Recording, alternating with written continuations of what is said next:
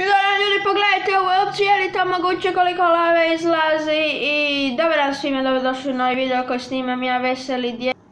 Oni koji me prate znače da je zadnji video bio prije mjesec dana, bilo je sad nekih obaveza za školu i tako to, ali od sada ide svaki petak jedan video.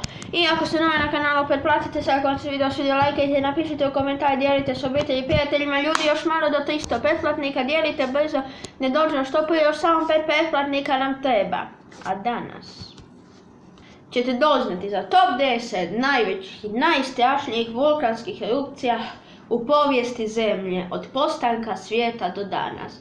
Ovdje prije početka videa prilažem jednu sliku vulkana i njegovih dijelova, onako malo edukativno, zašto ne smeta, pa možemo krenuti. Broj 10. Pinatubo, 1991.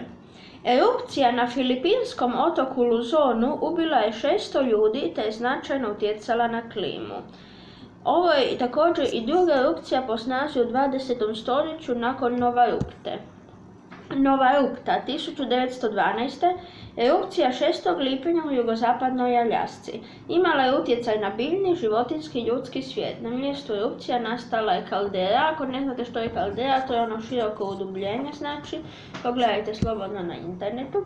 8. Nevado del Ruiz 1985. Erupcija kolumbijskog vulkana bila je relativno mala, ali rijeke Vlata ubile su 25.000 ljudi, takozvana tragedija de Amero, druga najubojitija erupcija u 20. stoljeću. 7. Huayna Putina, 1600. Erupcija 19. veljače u Južnoj Americi ubila je 1500 ljudi. Okolici trebalo 100 godina za oporavak, a tadašnja zima bila je najhladnija u posljednjih 600 godina. Martinike, 1902. Erupcija 8. svibnja u Karibima ubila je 30.000 ljudi i postala najsmrtonosnijom u 20. stoljeću. Lava je uništila grad Saint-Pierre, od kojih su ostale samo ruševine. 5. St. Helens, 1980. Vulkan u sjeverozapadnom dijelu države Washington eruptiraju već 18. svibnja jačinom 10 megatonske bombe. Uzrokovao je potres magnitude 5,0 po Richteru i ubio 61 čovjeka. Danas je nacionalni spomenik posvećen obrazovanju i sjećanju na taj nemili događaj. Tiraž, 1600. prije Krista. Erupcija na Minojskom otoku uništila je mnoge otoke i gradove, doprinijevši padu minojske kulture. Izazvala je klimatske promjene, inspirirala grčke mitove, biblijsku knjigu Izlaska i politički kaos u Egiptu. 3. Krakatau, 1883. U erupciji 13.000 puta jače od snage atomske bombe raznesen je veći dio otoka i ubijeno je 36.000 ljudi. Zvuk erupcije čuo se 3500 km dalje.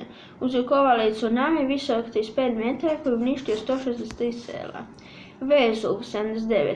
Eksplozija vulkana na tlu današnje Italije izbacila je u kolovozu vulkanski materijal visok 20 km, kišu malog kamenja i vulkanski pepeo koji je zatrpao sve u radijusu 70 km. U Pompejima je tad živjelo 20.000 ljudi, a većina umrla od ozemnih plinova. I najveća erupcija ikad u povijesti je Tambora, 1815. Vulkan na području Indonezije izbacio je 50 puta više materijala nego Vezuv, 79.